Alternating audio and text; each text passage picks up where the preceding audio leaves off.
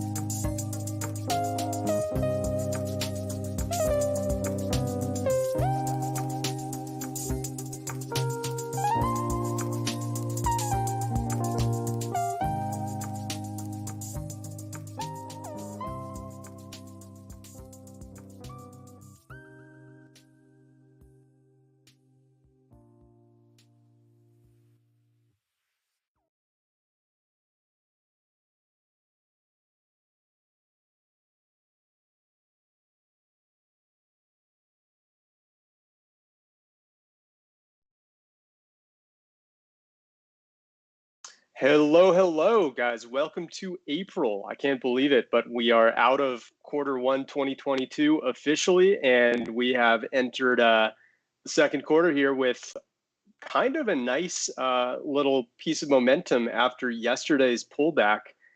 we saw, at least on my time zone, prices were declining as I was entering the evening and getting ready for bed.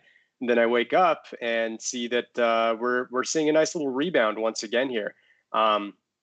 It's been a bit of a roller coaster, especially just in the last 2 to 3 days or so.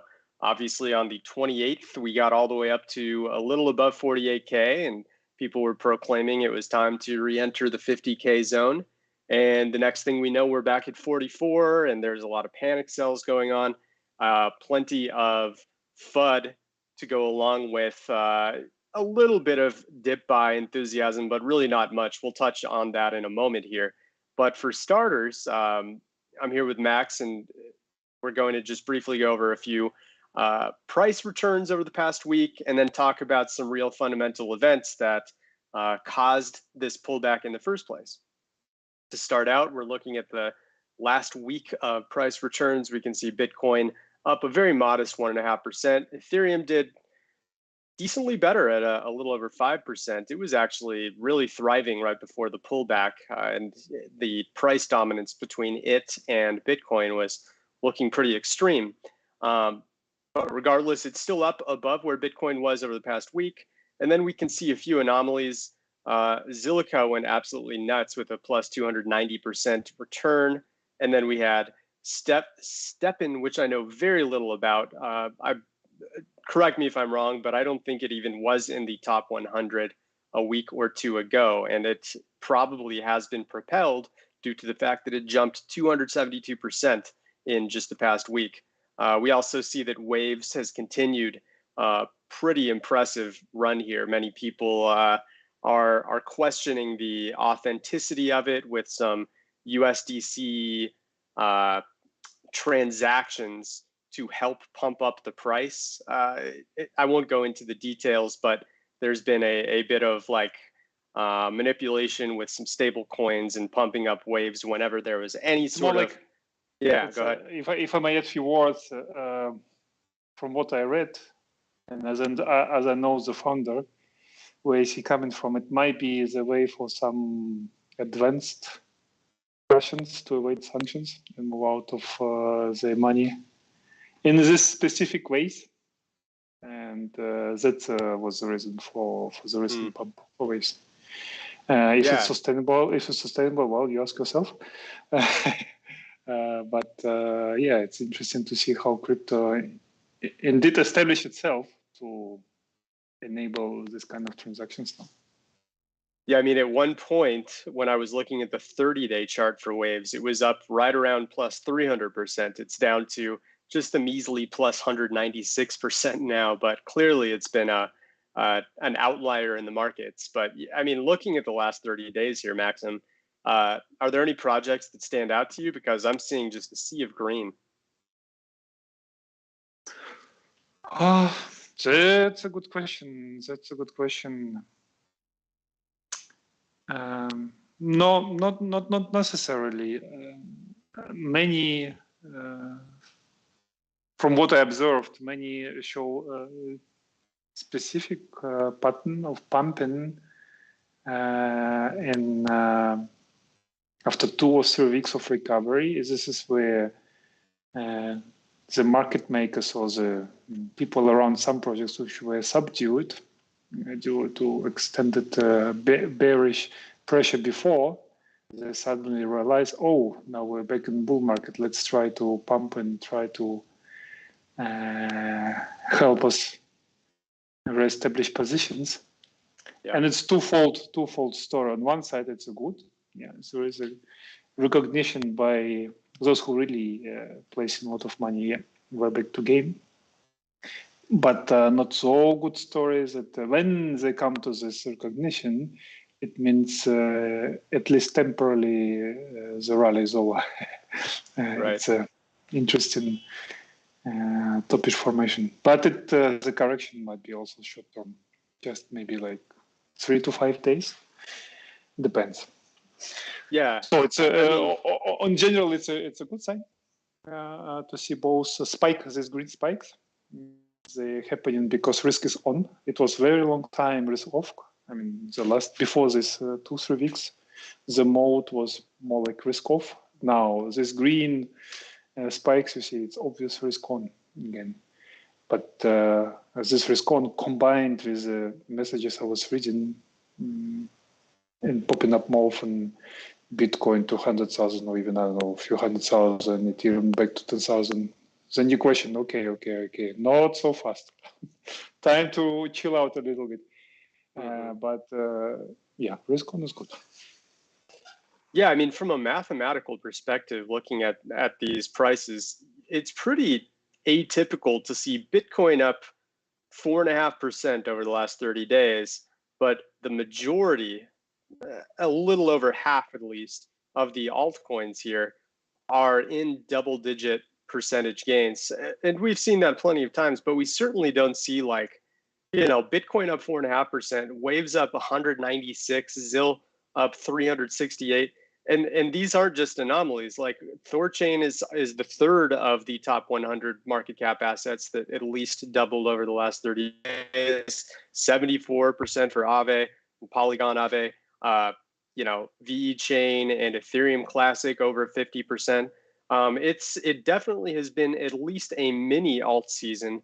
The question is, with as much recognition now as the altcoin markets have had because of this run, can it continue, right? And we'll try to answer a few of those questions after we spend the first half talking about Bitcoin and a little bit of Ethereum. So we'll jump into it here in just a moment. Before we do, I just want to give a shout out to the people who are watching on Twitter. Balresh, you can let us know how that's going. And of course, if there are comments that come up during our stream on the Twitter side, please feel free to monitor those too, along with what we're seeing on YouTube. We're kind of experimenting, and there's no guarantee that this is going to go perfectly, but we're trying to get used to multi-streaming for the first time to make it a little more convenient for people to enjoy the show on the platform of their choosing. So thanks all for joining here, and let us know if there are any technical issues, and we'll try to iron them out. All right, that said, yeah, why don't we jump right into whale activity, because I think it's been an interesting topic, and we don't always have to go in order like we have in previous streams here. We're looking at two very important lines in crypto. This is the past year of the supply of Bitcoin held in gold here by the 100 to 10,000 Bitcoin addresses. These are all tens of millions of dollar holders or more, with a cap at, I believe, what, 10,000 times 37,000. We're talking about 100, something like $450 million held. So obviously very gigantic wallets. The reason we don't go over 10,000 is due to the fact that once you get past that threshold, you're talking about almost all exchange addresses that aren't active on the markets and reacting to price fluctuations the way the 100 to 10,000 coin addresses are. On the other end, we have this pink line, which is showing the 100,000 to $10 million addresses in USDT. Now, many of you may argue $100,000 is not a whale. We agree. This is kind of a lump of both sharks and whales, the two top tiers rather than just the whales on the gold side, because it still shows some fantastic alpha. And if we get rid of the 100 and only look at 1 million plus, it gets a little bit dicey and there's not as much alpha. So they're included for a reason, those $100,000 to $1 million addresses. They tend to show how much buying power at least the larger end holders have in the markets. And you can see very clearly, you know, when this pink line is up and the large tether addresses are holding a large percent of the supply, Bitcoin tends to do well. When they drop, so does the price of Bitcoin. Sometimes it happens in tandem, like this drop did. Sometimes it'll happen early, like this one did about a week before the all-time high, right? So there is some legitimate alpha here. And if you follow both of them together, you get some interesting patterns, especially lately. So if we look at pretty much since February, right, we had a big drop in the Bitcoin held buy the 100 to 10K Bitcoin addresses on the turn between January and early February. And that happened along with Tether. But interestingly, Bitcoin was already kind of bottomed out about a week before it, right? So the whales essentially said, we're not really too comfortable holding right now. And then prices jumped here. And as it did, Bitcoin started to get back into it. Tether sharks and whales started to get back into it. But the holdings for the Bitcoin whales were very temporary, and they started to dump once again. And we're pretty much at the lowest point over the past year in terms of the supply held by these Bitcoin whales, which is not good to see, especially when prices are going up and whales are going down. Bit of a bearish divergence there, but obviously there are so many more metrics to keep in mind besides just Bitcoin whales. We also, of course, have Tether sharks and whales, which have been moving in the opposite direction, and that's a good sign. Intuitively, many people may think less Tether is good because it means that implies more Bitcoin buying or altcoin buying. That may be the case, but generally, we found more alpha in the opposite direction, where higher supply in Tether held means there is more buying power for future price movements. And if you look at it that way, you're looking at it as an alpha metric with leading properties rather than a lagging indicator. So these two have essentially washed each other out. And I would favor Bitcoin whales. I think they're a little more valuable in terms of predicting where prices move next. And right now, obviously not a great sign with prices up and whales going down. But Tether is still important. And we can see that the buying power since February 3rd, give or take 4 weeks or so, has jumped by about 5% or so. Yeah, so they've added about 1.6% of the supply, and the total, which they now hold, is 5% more than what they held 4 weeks ago. So keep that in mind. Watch these two lines closely. I think they're very important in not quite a short-term scale, but very much on a macro scale. So, seeing that we're on a 5-month decline for Bitcoin's whales, going all the way back to October 24th when it peaked, that's a bit of a concern, and it kind of explains why we've dropped off so much relative to the all-time high in November. And we're looking for any sort of sign that they're beginning to accumulate again, like they at least did temporarily in early February before, war rumors and then confirmation of the war happened around here. So I find this chart fascinating, and I recommend checking it out. We'll probably have another link for it in one of our upcoming Twitter posts soon. In the meantime, why don't we jump over to our normal on-chain and social metrics for Bitcoin, and then we'll maybe look at a little Ethereum, talk about how the markets are looking with so much volatility happening, jumping from 48K back to 44K, and now back up to, I think it's around 45, if I zoom in here. Right before the call, I saw it moving up. Yeah, 45.5K. So it has bounced since my last night, some of your days, whatever that time zone was, when it jumped down to about 44.4 or so. So if we look at circulation, we see that the trend line, this is a 30-day trend line for the 1-day circulation. It is climbing up a little bit. The trend is looking okay. If we go to the last year, we can see that, it really peaked as the initial fall happened after that first all-time high of last year happened around April 20, what was that? The 13th or 14th. We saw a huge drop off, big circulation spike, as this was pretty unprecedented at the time for a big drop to happen. Up until then, it had been basically a year of thriving after Black Thursday happened. So everyone was buying the dip here, but prices continued to decline, which is expected because we've talked about how the prices move in the direction of crowd least expectation. So a lot of enthusiasm for dip buying here. It didn't happen. Prices continued to go down until circulation really bottomed out. And then we see the big FOMO spike here where everyone is jumping back in. and they were actually rewarded. We had a big climb here, and overall circulation continued to move up until peaking around mid-December, at least according to our 30-day trend line with a little bit of lag on it. And now it's kind of stayed stagnant, maybe a very, very small rise, but not much to be super excited about. If we look at our NVT model, which is not refreshed at the moment, so we'll see if that loads, but I do have a chart for it, so I can just do this instead. So for those who are Sandbase Pro members, you can see our analysis here. And one of the points we made was that token circulation on our NVT model it finished March with its 6th straight semi-bullish divergence. Basically on a scale of 1 to 5, it's still around a 4 out of 5 on the bullish scale, which is great to see. It means that the amount of unique Bitcoin moving on the network is more than justifying where current market cap levels are.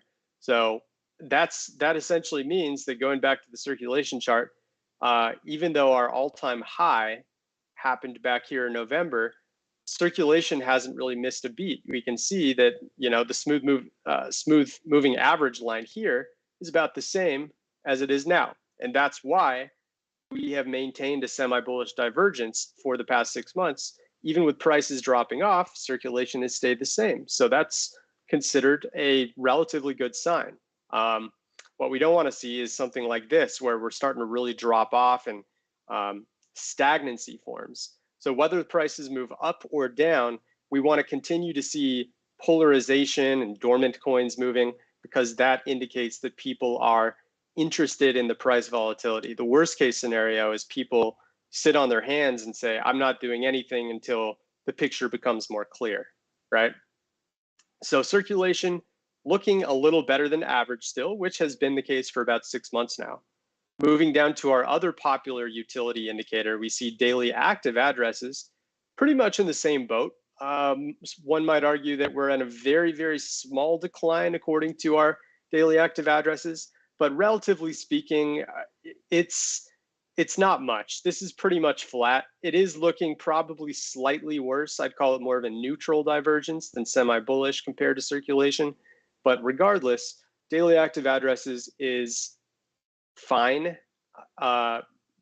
We're hoping to see that eventually we have an average of 1 million or more daily active addresses per day again, like we were seeing right before things really pushed toward all-time highs in early October and got to its relative local top in just about a day before the all-time high here on November 8th or so for Bitcoin.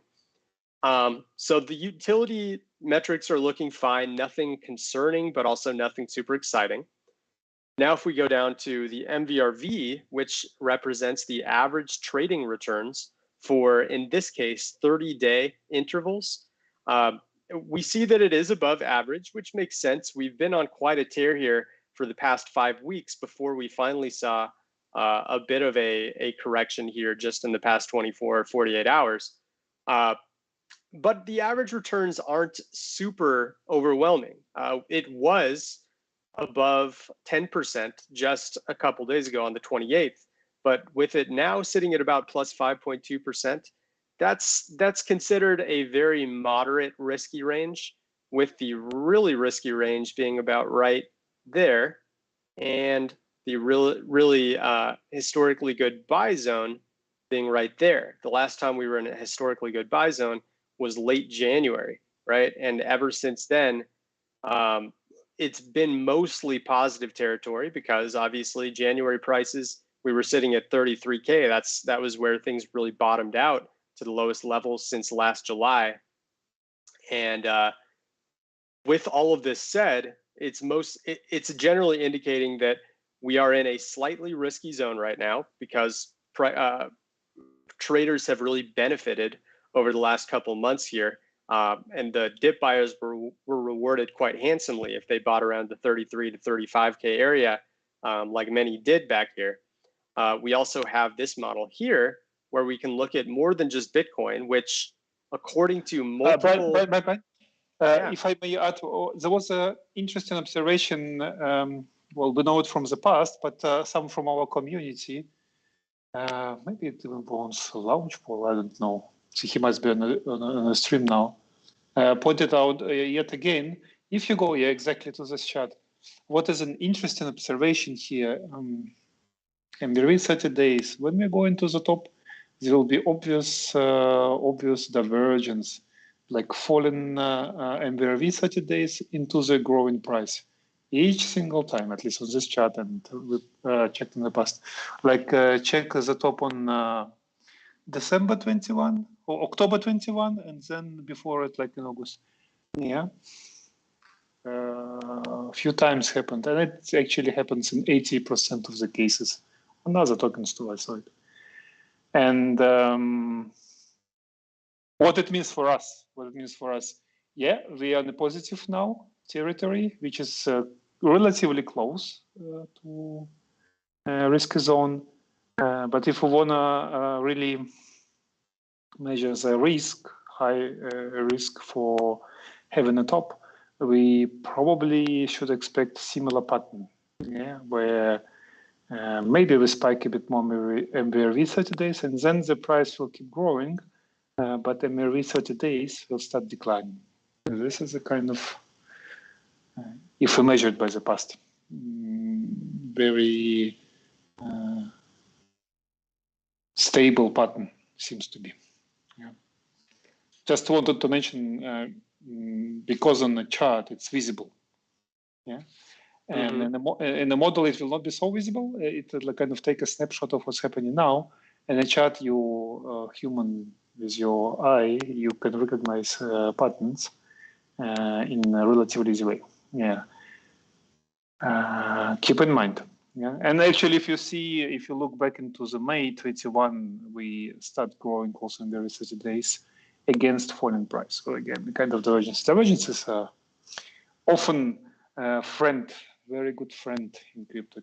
Can start to recognize market like changing trends or someone smart money doing something which has or in the case when the MVRV 30 days falling down, it means the slowing down activity of the network. Yeah. So all good to pay attention to.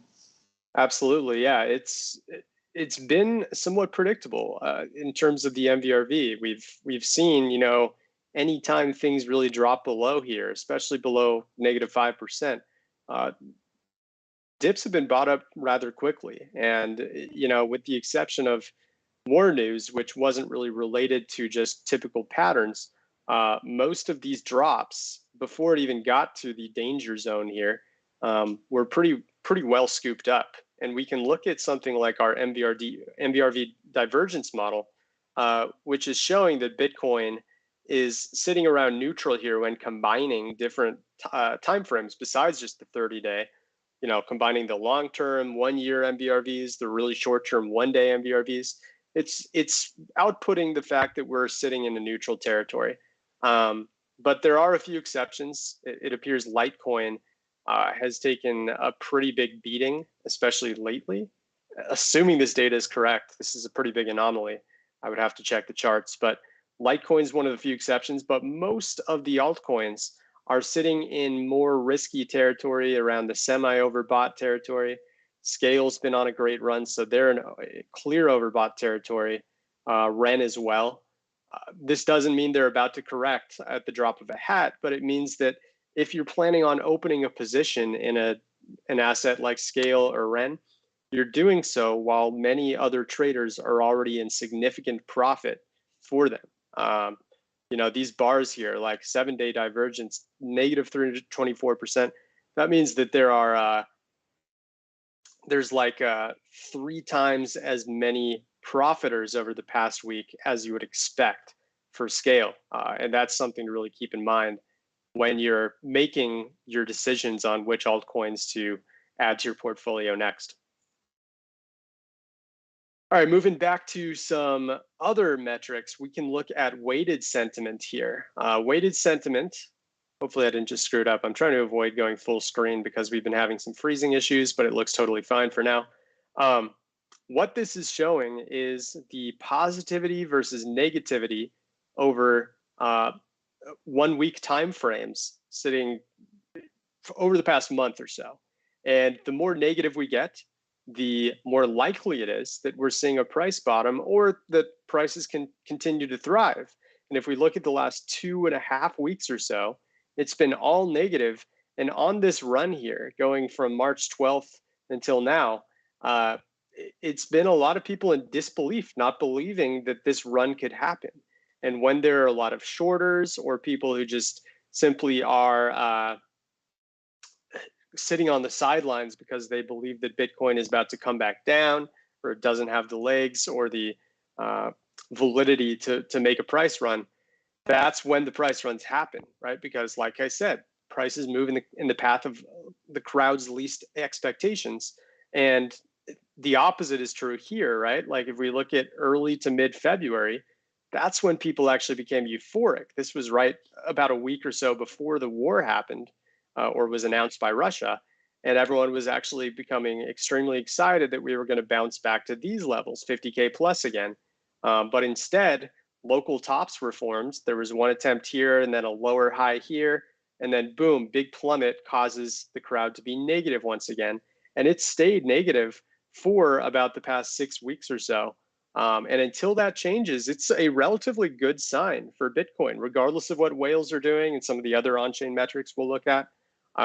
As long as the crowd is looking like this, or especially like this, you can see how clear it was that a bottom was forming here from mid-June to mid-July. It's a good sign and something that you can keep in mind, knowing that if you're buying right now, you're going against the grain of what the crowd is talking about. And remember, this is relative to their usual positivity score.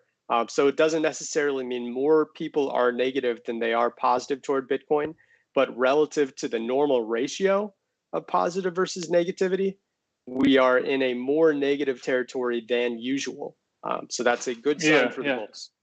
And to top on it, so much about this fear and greed index, which is circulating from time to time. They're already showing 65% greed. Far away from it. Yeah, I know, because actually I know how they build the index. It takes into account more of the price than the real social data. Crowd is not greedy yet. And, it's that meter on one of our competitors. It's unclear how they actually calculate. I know they give a little bit of information, but obviously we trust our social metrics a little more than just something that is reacting to price, because we feel that they're almost like 50% of indicator based on the price itself. I mean, exactly. On one side, it's the right assumption. Yeah, when price move, sentiment is changing, people get excited, but it's like too simple how they try to build it. It's not like this. Coming out of the bottom, we can have for quite prolonged time a kind of resistance, wall of worry, and we see it now that it's not excited yet. Far away from it. Not to say about greed. Ask yourself how much did you buy back? Yeah. I mean, the proof is in the pudding when you look at this chart here. It's very clear, when we see these euphoric spikes, that tends to be when the corrections happen. Very clear here, very clear here. All of the big spikes. It's very, very good on the top end. And, this was an anomaly. I think that this is one of the times where sentiment betrayed people who are following this chart. But overall, when we see these negative scores, prices overwhelmingly rise given enough time. And it's all about just being patient and knowing that if you're positioning yourself here in mid to late June, knowing that the crowd is negative, don't panic too much. Even if it continues to kind of chop and even go a little bit below, stick with your plan and know that if the crowd is not believing Bitcoin can thrive, it eventually will. All right, so that's a little on weighted sentiment. Let me find dominance really quick because that's an important ingredient as well.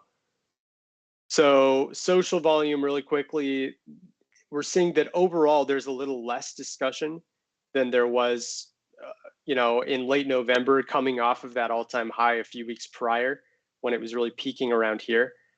So a few less participants in the discussions of Bitcoin right now, but nothing, that's not necessarily a bad thing by any means. With many people dropping out and being less interested in Bitcoin, or crypto in general, I should say, that can sometimes benefit the ones who are sitting and waiting and staying strong with their holdings, whatever you want to call it. And what I like to do is supplement that with social dominance to see exactly what percentage of discussions are related to Bitcoin or any asset you look at here, versus the top 100 market cap assets, which is what this metric does. And it's showing the percentage of discussions related to Bitcoin, sitting at around 14.5% now. We can see very interestingly, right around 10 days ago, things really bottomed out. We got down to 5.5% of discussions related to Bitcoin, which I would presume is the lowest percentage we've seen, maybe even in a couple of years. It was pretty crazy to see how much disinterest people had in Bitcoin compared to altcoins that were, of course, thriving around here. Anytime you see these drops, it means that altcoins are the dominant point of discussion. We saw, right here when things were finally starting to bounce temporarily in early June. That's when Bitcoin was really, really thriving here before another drop down. But overall, you want to see social dominance up high, and it's finally jumping up a little bit, at least into the mid-range, but this isn't anything special compared to when things were really, really up high in June. And approaching the all-time high, we had our first all-time high in October, and then another one about 3 weeks later in November. You want to see it up here. And even like seeing this drop leading up to the true all-time high in early mid-November, that was a warning sign that there might be a steep drop off right after, because everyone was having altcoin euphoria around here. And that's why you really started to see a decline going on.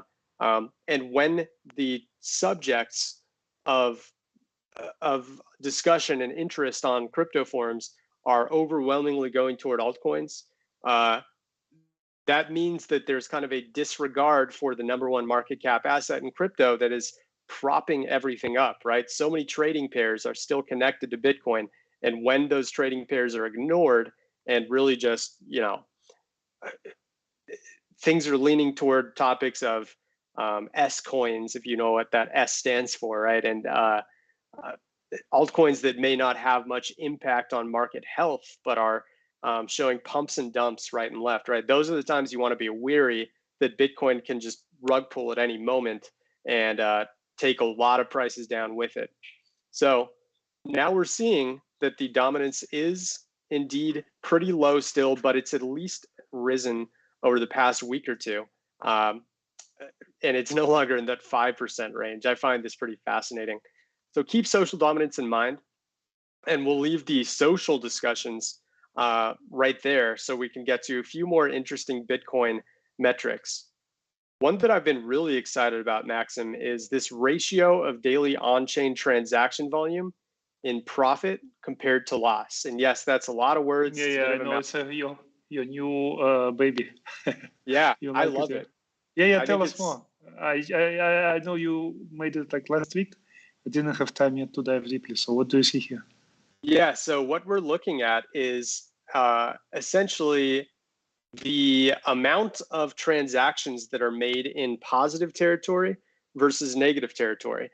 We have enough blockchain data where we can see that any individual transaction for a partial Bitcoin, a full Bitcoin, what have you, whether or not that's in profit at the time that it's being moved, just by seeing what time it moved to that wallet versus what time it exited that wallet, and knowing whether the price was below it or above it at the time of the latest transaction. So the higher these bars, the more likely, or not likely, it definitively means that there are a larger ratio of transactions being made while in profit. And those indicate that tops are likely. it works very similarly to network realized profit loss, for those familiar with that metric, which we've covered plenty of times. When people are selling or moving their positions while at a loss, that's more of a bottom indicator because obviously it represents FUD. It means that people are capitulating, which is something that bulls want to see. They want to see others giving up on their investments, especially when they're at a loss. And that sounds a little bit, what's the word I'm looking for? Schadenfreudish. Many of you know what that word is. It means that people, it sounds like I'm surprised you know the German word. Oh yeah, it's a German word. I forgot about that. But yes, it sounds kind of cruel that you're rooting for other people to sell at a loss. But the reality is crypto is a zero-sum game, just like anything else. And there's an equal amount of profiting and losing going on at any given time, given enough time spreading out. So when people are trading at a loss, that means other people are buying those dips, and those indicate the bottoms, while these big spikes here indicate the tops, because as we can see, the ratio of profit compared to loss here in the transactions was over 3, and that's significant. The average, smooth moving average over 30 days was sitting at about 1.3, so this was more than double that. And quite clearly, we saw that the local top happened right afterwards. We're looking at like 1 day right now, but we can actually, no, that's actually the most granular we can get. But it did happen a little after the spike, like a couple hours after this day turned from the 28th to the 29th. So there was some nice leading alpha here. And we look at some of the largest spikes on this chart. Boom, the 27th had one of the biggest. What do you know? The largest spike on this chart happened right before, just a day before the all-time high, true all-time high for Bitcoin, above 68K. And that was very, very, if we had this metric at the time, it was very indicative of the fact that people were taking a lot of profit here, and that's not good. We saw a couple perfect spikes here where 2 different tops happened. This bunch of spikes here, another local top happened. This spike, almost every one of these big spikes, if you kind of read through the noise, they show that profit taking was happening. And you can zoom out a little, look at the 7-day chart instead, and kind of see a decent picture here. I kind of like the 1 day better, to be honest, but you can at least see like the big spikes did happen when local tops occurred. And it isn't just for tops. So when things are low, that it's not like social volume where it basically just means, oh, things are dormant. No, it means that there's a ratio that is leaning toward people taking or getting out of their positions while at a loss. So like we can see in the pop-up there, the number here is 0.39. That means that there was more trading or getting out of positions at a loss than there was at a profit.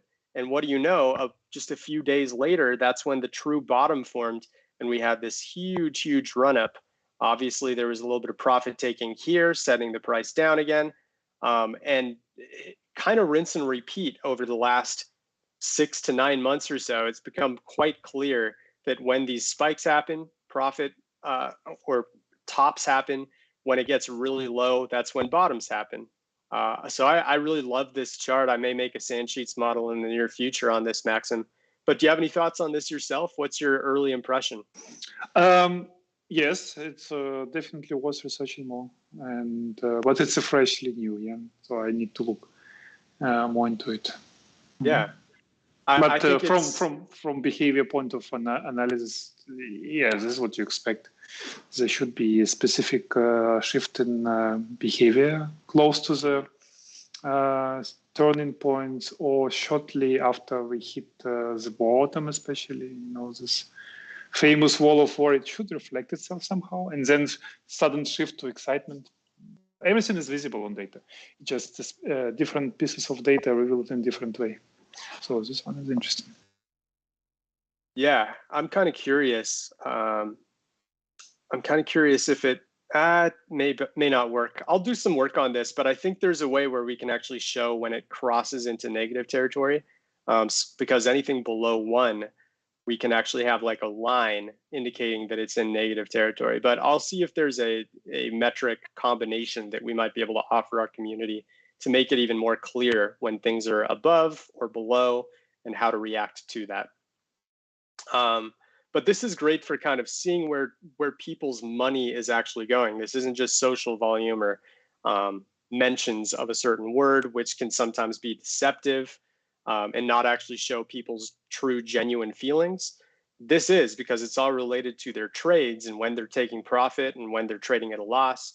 So speaking of people putting their money where their mouth is, we can also look at funding rates, which is always very important to take a glance at, if I can find it on this ever-growing chart list of mine. Don't know where funding rates is, so I'm just going to add it. Price, boom, funding rate. Let's add DYDX. And let's also add FTX. I like these two in particular because they have granular enough data where they update once an hour, whereas Binance and BitMEX update every 8 hours. I'll go to just the last month so we can see a little more visibly what's happening. Let's even go to the last week. There we go.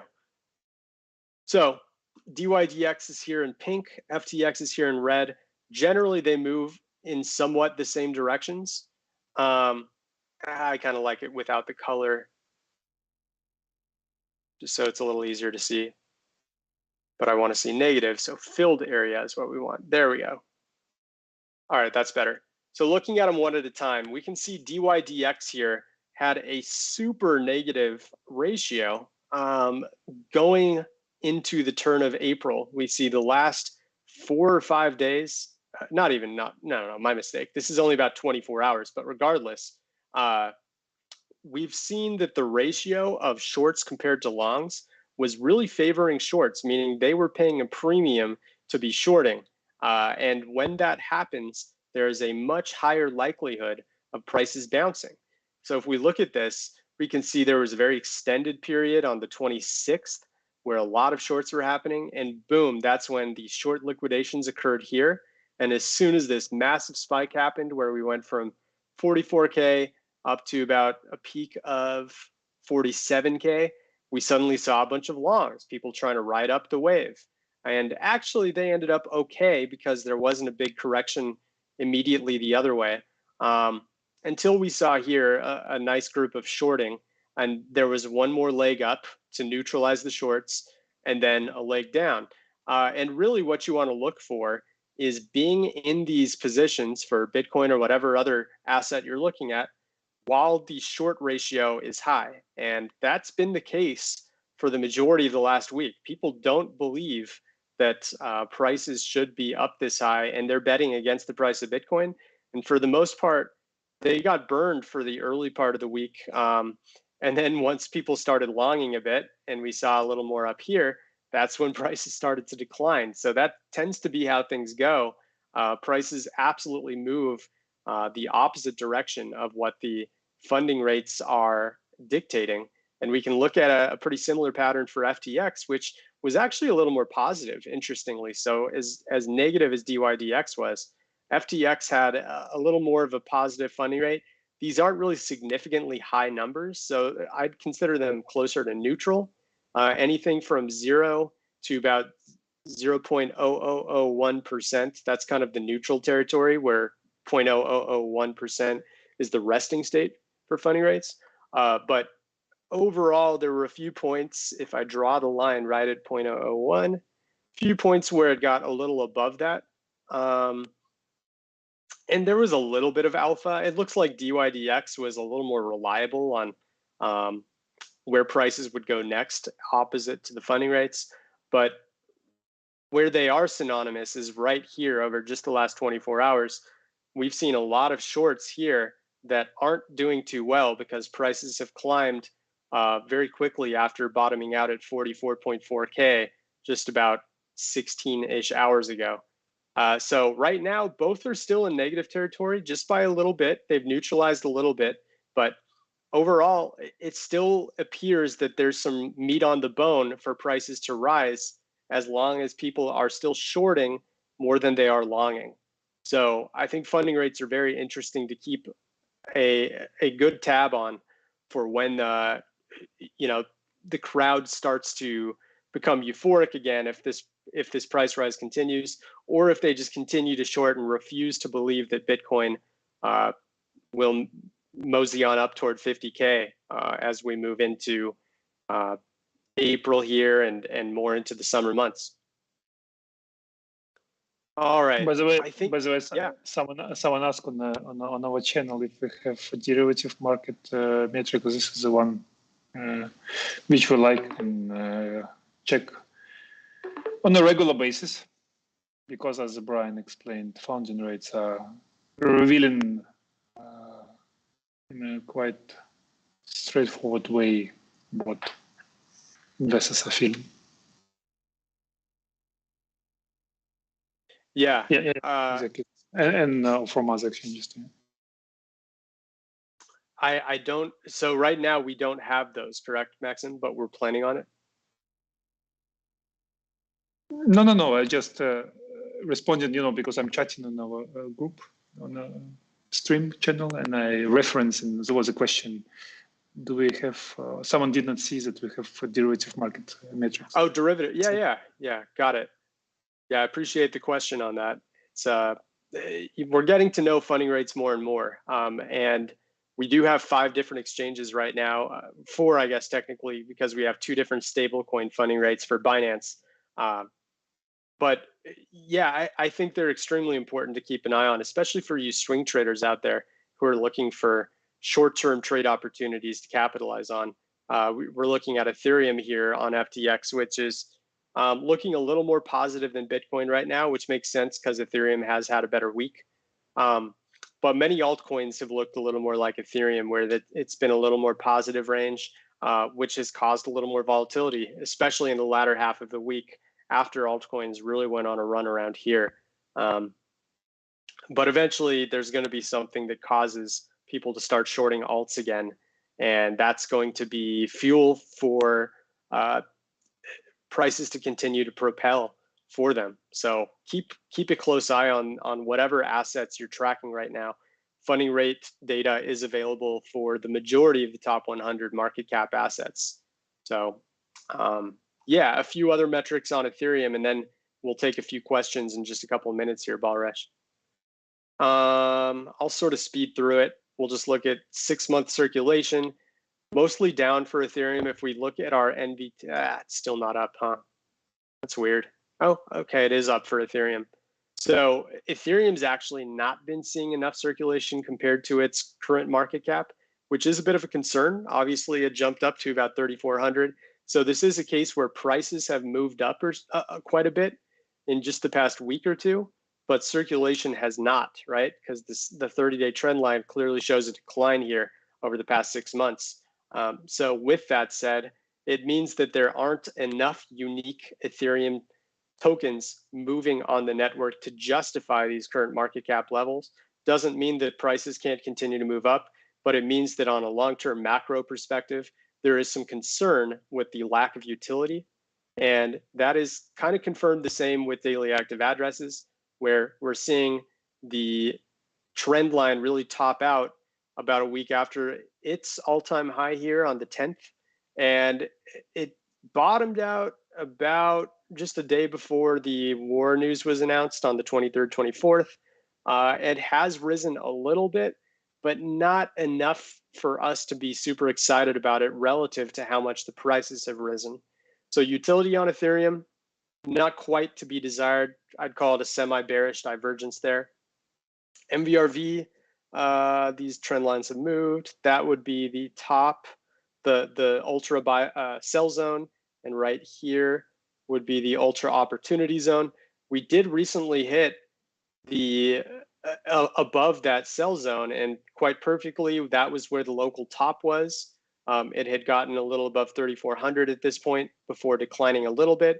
and now it appears to be on a nice bounce. I don't know what the prices have done in the last 50 minutes since we started the stream, but the last I saw was that prices were rising. And right now, MVRV is still up pretty close to this danger area. So keep that in mind. MVRV 30-day traders have been on quite a roll, pretty much going back all the way to late January. So be mindful of that. Weighted sentiment, still a little bit negative, so this works in traders' favor. There are pretty much for 5.5 straight weeks or so, there's been a uniform agreement that Ethereum should not be going up at quite the rate it is. Unlike what we saw in the past, in those 3 months from early October all the way to mid-December, when things were really positive, that was where declines were starting to occur. But considering we've been negative for 5.5 weeks, it's no surprise at all to see that prices have been climbing. Supply on exchanges, which we didn't cover for Bitcoin, but it is interesting for Ethereum, it has started to really decline once again. We were seeing some interesting rising, which was rare for most of the past couple of years for Ethereum. But supply on exchanges was actually moving. Ethereum was moving back to exchanges for a couple of weeks here in February, and that is where the choppiness and declines were really starting to occur. But right around here at the turn of the month to March, it's kind of resumed its decline, and we're now at about 12.7% of supply on exchanges. If we go back to the last, let's do the last like 4 years, 2018. Yeah, so the last time we've been this low in terms of the percentage of Ethereum on exchanges was way back in August of 2018.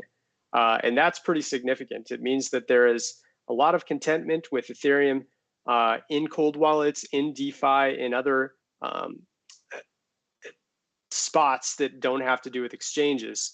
And as long as that's the case, there is less risk of a major sell-off. So that's a very good sign for the long-term prospects of Ethereum and many other altcoins that are also seeing similar declines, especially in the DeFi space.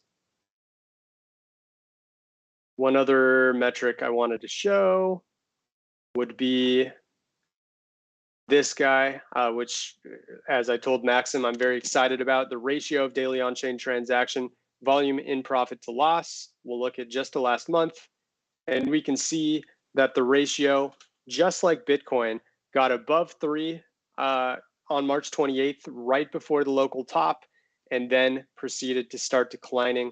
It's come back to earth a little bit here on the 30 or a day before this stream, and that, not surprisingly, led to a bottom. And we'll have to see how the latest day fills, which will be in about 9 hours from now. And if it remains low, that's a good sign. If a lot more profit is being taken on this rise, that's going to be another concern as we head into the weekend here. So pay very close attention to this metric if you're a Sandbase Pro member or you're on your 1-week trial, which you can get by just signing up for a free account now on santiment.net. Yeah, I think this is a very important one to look at for swing traders, and I definitely will be watching this along with a lot of the Santiment team. Whale transaction count too, by the way, major spikes right at the top. This is the amount of $100,000 or more transactions, and very clearly on this rise as it peaked up above 3,400, that's where we started seeing the largest spikes, at least over the last month. Let's see what the last 6 months were. Yeah, so it really functions as a price direction change indicator, kind of like a big transaction volume spike would be, but in my opinion, a little bit more reliable. The biggest price direction change spikes occurred. We had one isolated one right perfectly at the bottom on December 3rd for Ethereum, and then a group of them in the third and fourth week of January here when things were bottoming out. So if you were watching even this spike here, this signaled the bottom perfectly. These mini spikes didn't really do much, but obviously they aren't as large as the ones here.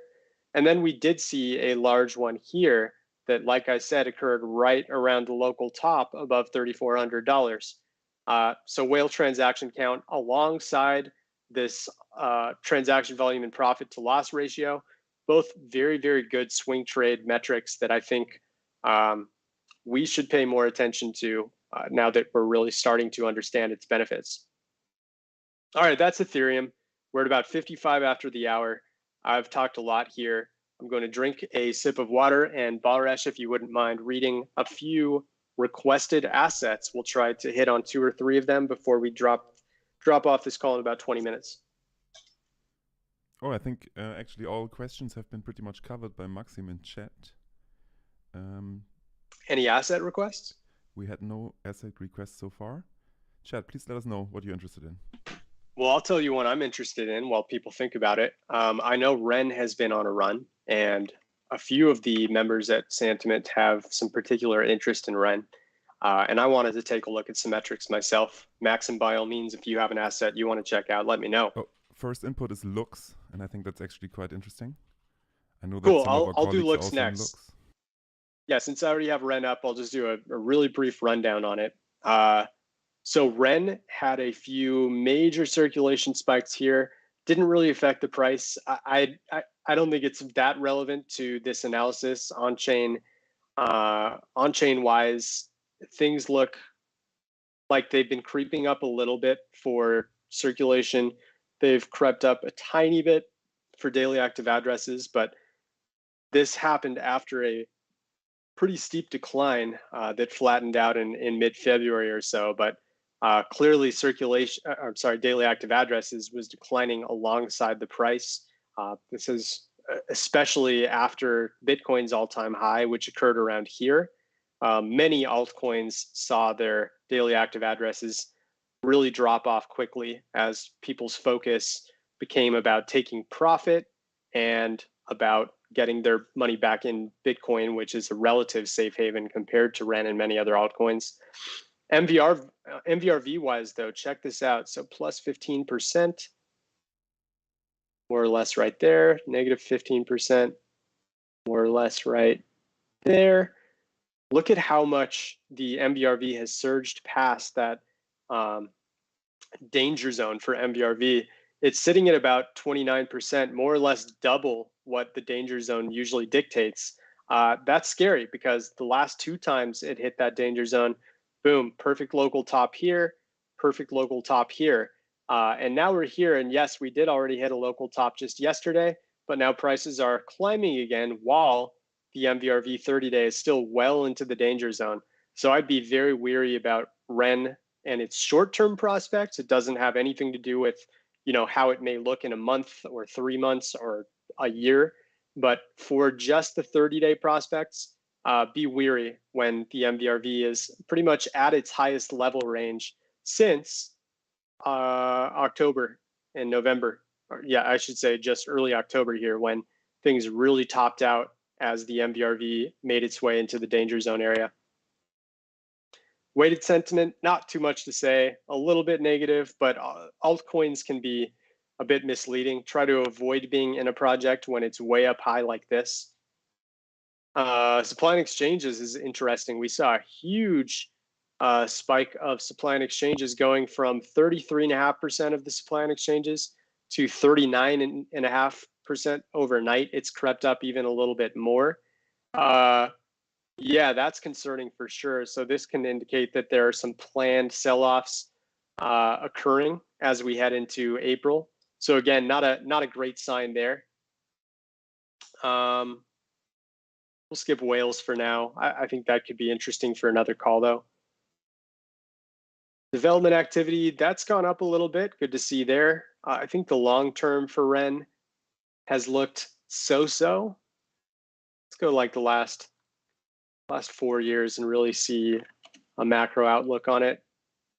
Kind of weird. We had a huge spike there. Let's get rid of that spike to see a better perspective. Yeah, not great, to be honest. Over the last 3 years, there's been a little less development activity over time. You can really see that things were topping out in November And it's a somewhat, I mean, it's certainly not a non-developed asset. We're seeing on a per day basis around 15 to 20 submissions, sometimes 30 submissions in a given day.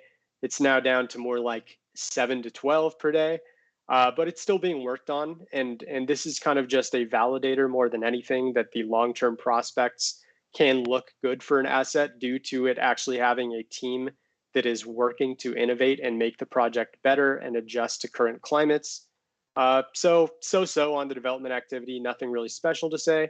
Social dominance, interestingly, very little discussion about Ren. So even on this run from around wartime to now, when prices have jumped about 70%, not a lot of attention is being paid compared to when Ren was really getting a big share of the spotlight, getting over 2% on October 11th or 12th or so. Mid-June was huge for Ren in terms of crowd discovery, but the crowd is ignoring it right now. And this is surprising to me. It means that it's a bit under the radar.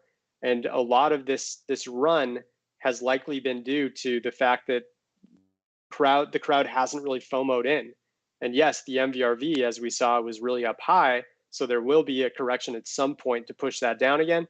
But until the crowd gets into it, Ren can continue to kind of thrive under the radar while people are paying more attention to Waves and ZIL and those, projects that have really doubled over the past month, or past week, I should say, excuse me. Age consumed, a few big spikes here. That means that some dormant tokens have really been moving relative to the price, but nothing. I think this one is interesting if we zoom in a little. This spike is interesting, and this spike is interesting. They've mostly happened right after local tops. This one actually before, excuse me. Yeah, not much to say about age consumed, really. I don't think it's worth getting too much into, but pay attention, sort of like whale transactions or transactions in profit versus loss ratio. These are going to mark like direction changers if they're big enough in the long term. So like if we look at the last year, yeah, so like this one happened perfectly at the bottom, this one at the bottom, and this one relatively at the bottom too. And then there is this profit to loss ratio for transactions. Let's see if there's any good alpha. This one happened right before the local top, this one before the local top. Right now we're starting to see a grouping of profit taking spikes. So I'd be a little weary. I think that these happening right before that local top happened. Please zoom in a little bit. Yeah, so this grouping right here, that was indicative that this top was legitimate. So just like Bitcoin, pay very close attention to an asset that's been thriving the way Ren has, and see whether these groupings of larger ratios of profit compared to loss continue to stay up. Because we look at these numbers over in the top left, this spike may not be as big as this one or this one, but the number is above 4, and we saw that on Bitcoin the number was a little above 3 to indicate those tops. So the fact that they're up this high it means these are very legitimate candles to pay attention to right now. So let's see if things drop back down here over the weekend, or if profit taking continues, which would indicate that there is some concern for Ren's short to midterm future. Perfect local top there. Pretty nice calls right here for local top. And then this one was like to the T. If we had this metric back on January 14th, 15th, and we started to see a ton of profit taking here, we would have been very happy to avoid this drop off that occurred over the next week. All right, that's enough on Ren. Let's take a look at looks.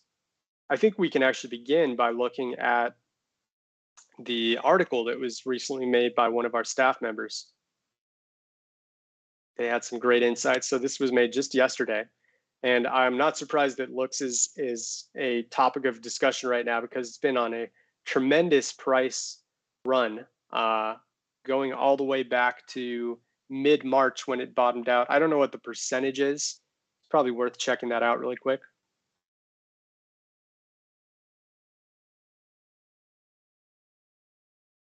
All right, so looks, we'll take more or less the bottom that occurred on March 13th, and it's up 175% since. So we're talking about a little over 2 weeks plus 175%.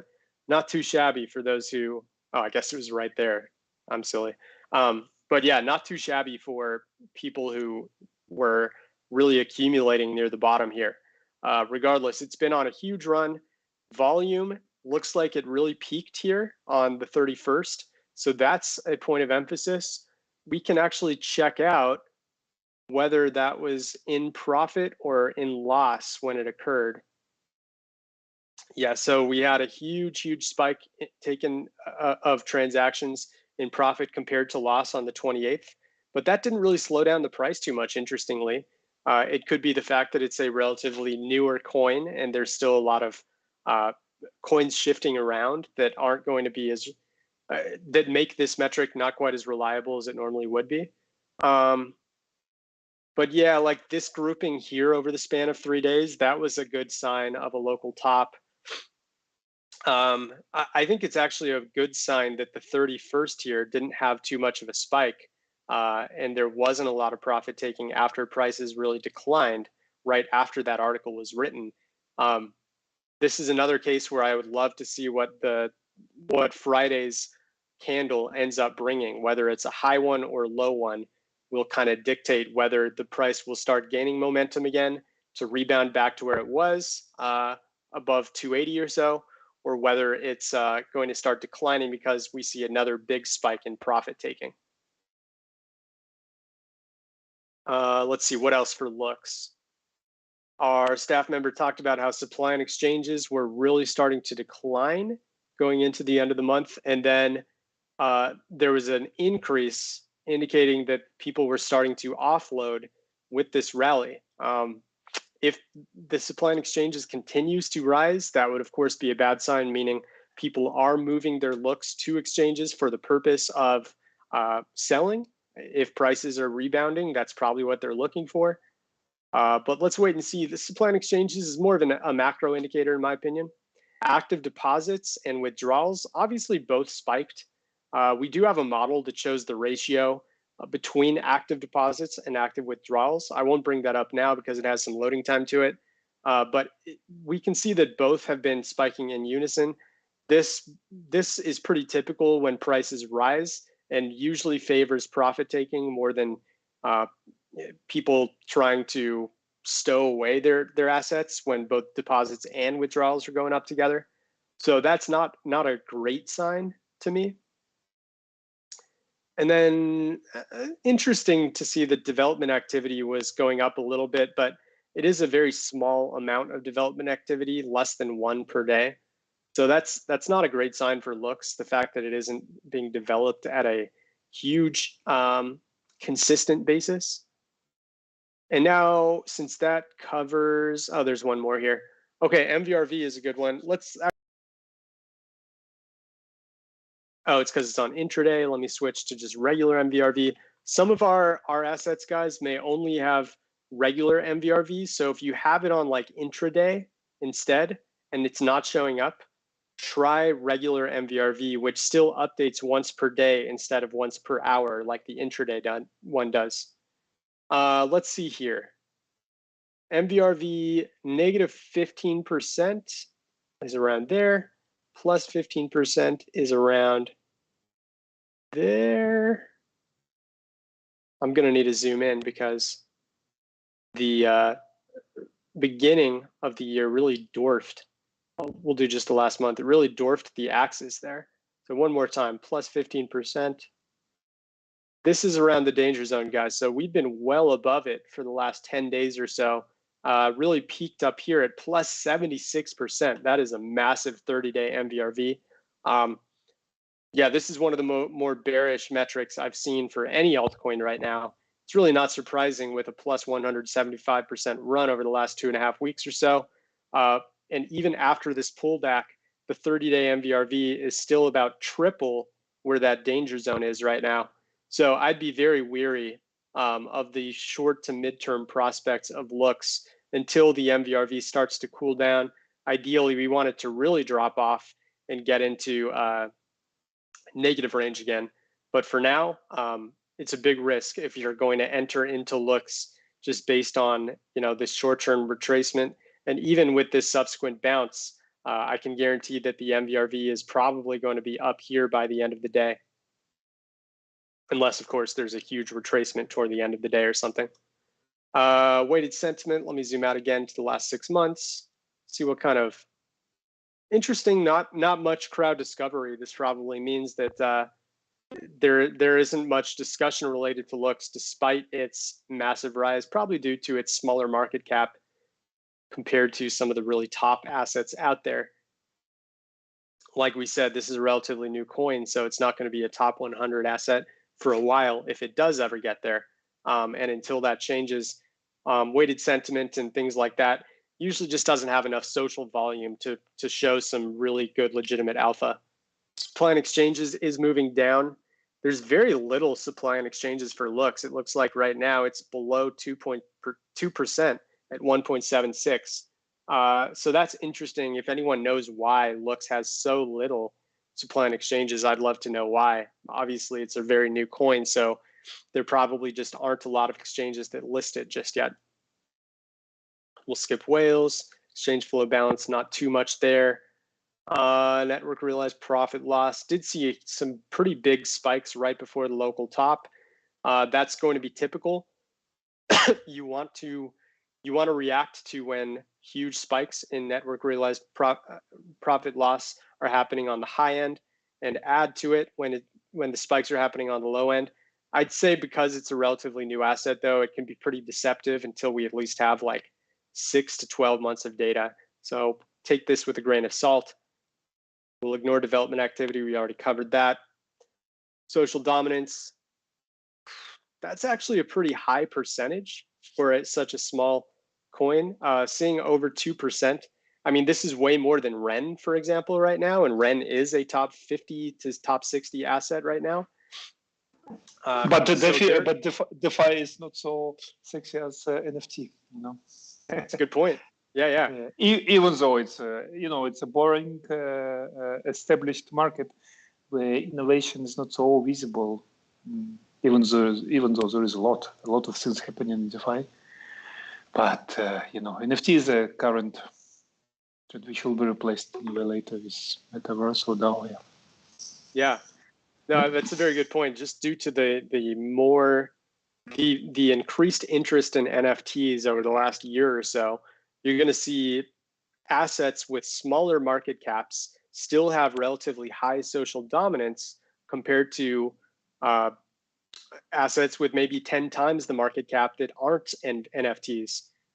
So because Looks is in the NFT space, it's seeing over 2.3% social dominance despite only being around for about 3 months here.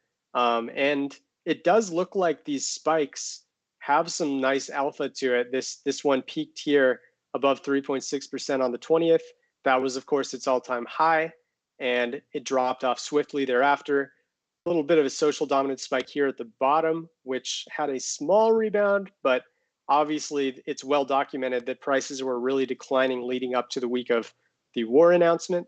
And once the war announcement happened, that was, of course, right at the bottom, and that's when we had liftoff with the price. Social dominance right now is kind of in mid-range, so not much on either direction. Age consumed spikes, nothing special there. Really nice.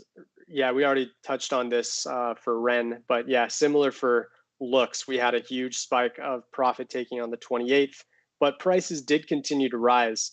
So this is another one where I'd give an asset 6 to 12 months of public trading before really putting a lot of credence in this.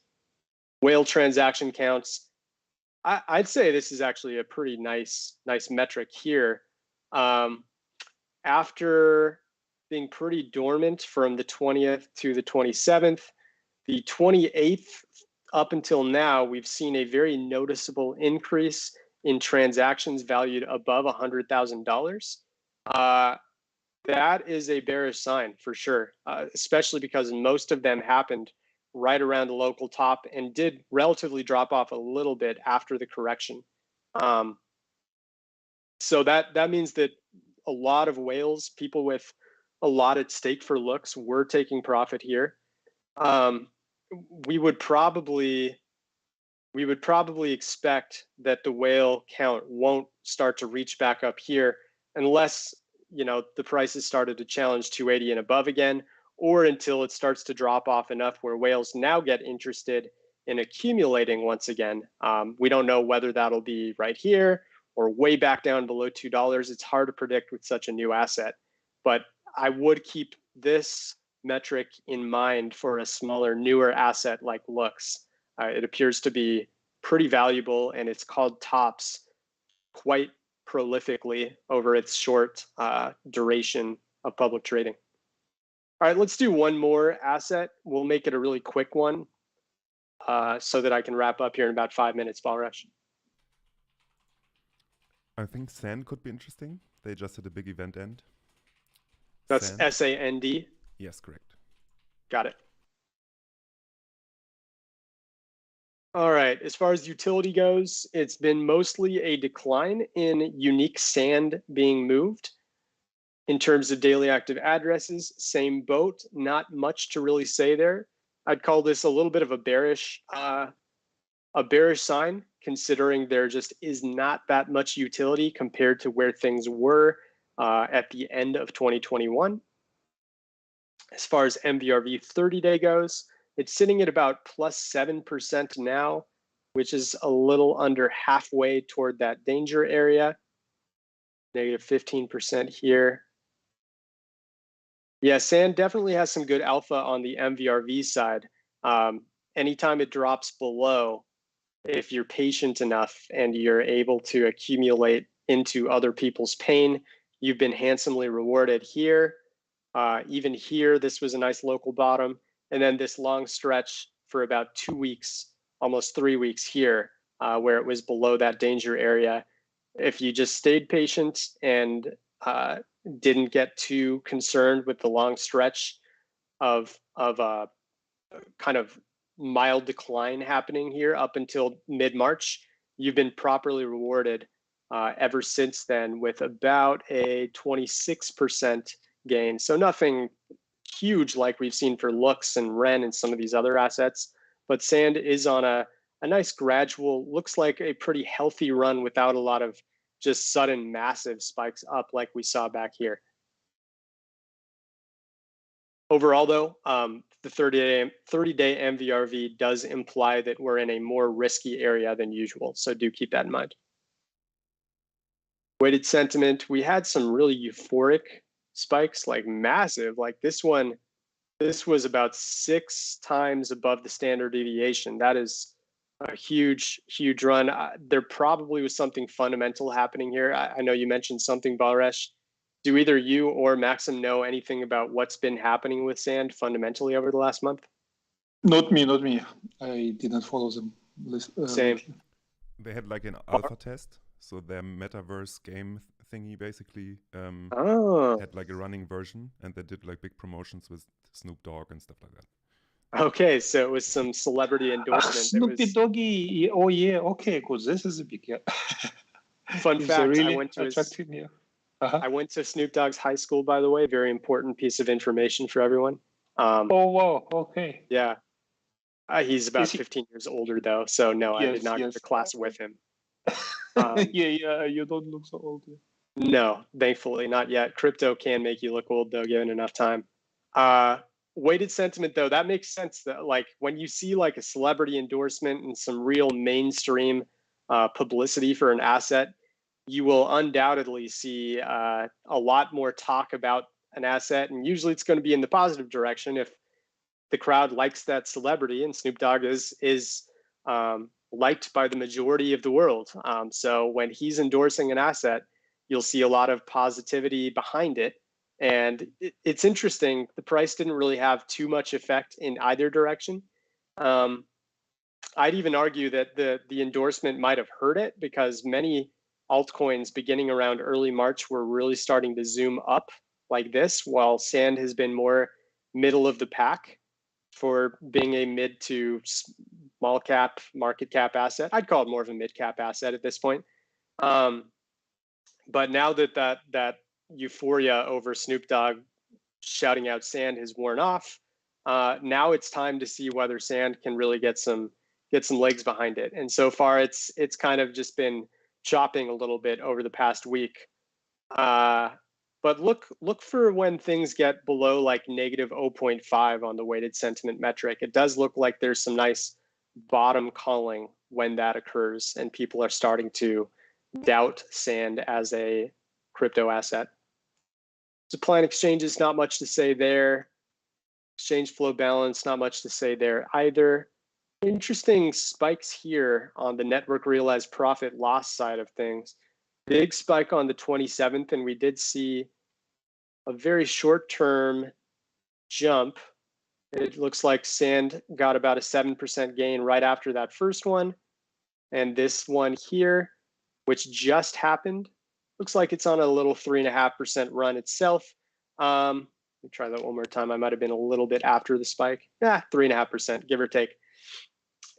I would put a lot of credence in these negative network realized profit loss spikes. That means that traders are exiting their positions in Sand while at a loss. And this one here, I mean, look at how well that bottom was called by this metric. If you were to jump in on November 11th when the third largest network realized profit loss spike of the last six months happened, you would have, assuming you're a fortune teller and you sold right at the top, you would have made a cool 253%. And there was a little bit of alpha. It isn't just you getting lucky. If you're watching the big network realized profit loss spikes in the other direction, you could have gotten out about, it looks like 8 to 16 hours before that actual all-time high occurred. So this was a really nice metric that could have made you some nice money if you were paying attention to network realized profit loss. I think it's a really nice metric, especially for mid cap and low cap assets, because a few big moves can have a dramatic effect on this metric and give you some insight as to where prices are going next. Let's see if there's one more thing I can show. Social dominance. Whoa, this can't be right, is it? There's no way. So the social dominance is showing 51%. Yeah, there's no way. But this is related to the Snoop Dogg endorsements that were happening for a couple weeks. So I'm sure there were some legitimate spikes here, but no, Sand was not being discussed more than, at least on its own, more than the collective top 100 market cap assets were altogether. So it was not 51%, but I guarantee that there were some big spikes here. Yeah, we'll check this one out.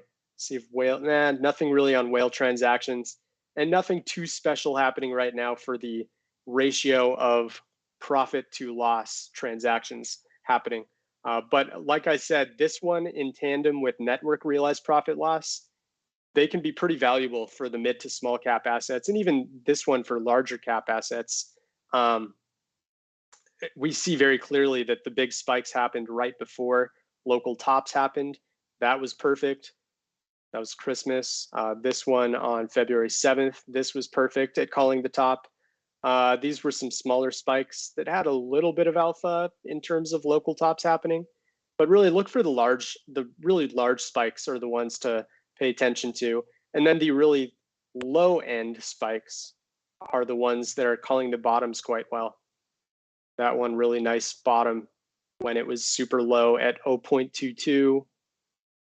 Yeah, so let's see how Sand plays out, and as it becomes a more experienced, longer term publicly traded asset, I think this metric will become more and more valuable alongside whale transactions too, which isn't really showing much right now. But we did see the two biggest spikes back in November. That was a good local top indicator. That was a perfect local top indicator here in late November. So yeah, whoever suggested Sand, thank you for the suggestion. I think it's a really interesting asset to keep in mind, especially if Snoop Dogg is interested in it. You know, who shouldn't be interested in an asset that Snoop Dogg is interested in himself? I say that with a little bit of tongue in cheek, of course.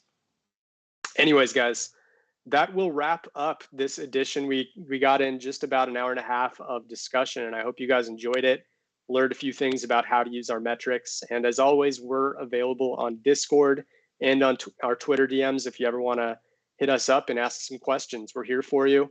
Don't forget that you can get a free 1-week trial to Santiment by making an account today. If you like it, you can become a pro member for as low as $44 a month. There are constant promos out there that you can look for.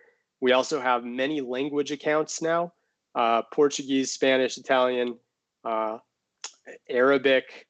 I think we're going to have a Hebrew one coming up. Like, thank you all for your support in helping us translate some of our metrics. We're very well aware that our metrics are interesting to people worldwide, and the more languages we can get up, the more we can reach those of you who are in areas of the world where English may not be a prominent language. So drop us a DM on Twitter, and I'll be happy to talk to you about getting you set up. Anyone who is running a language account, assuming we don't already have that language, we will give you indefinite Sandbase Pro for helping us translate and doing some copying and pasting of any images on our tweets. We even give you commission on any referrals that come from your translated posts that result in someone from that language becoming a Sandbase Pro member. So we'll make it worth your while. And yeah, I just want to say thank you all for the great support. It's been awesome continuing to grow as a platform with all of your interests and support to what we're doing here at Santiment. So thank you all. Stay safe. Have a wonderful weekend. And I want to thank Max and Balresh for their contributions on today's stream. Yeah, thanks everyone. And, thanks Brian for leading the call. And remember, regulators and all this bureaucracy, they cannot stop evolution. And blockchain and crypto, what brings with it is just more efficient, more fair compared to corporation-run business. It will win. It's like there is no other way. Evolution and nature always win about all attempts of some group of humans to control it. So next time, maybe when there is news of something banned or controlled and market crashes, just don't freak out. We will get there. And stay safe, everyone, and till the next week. Thanks so much, guys. Thanks, Max. Yeah. Talk to y'all soon. Bye-bye.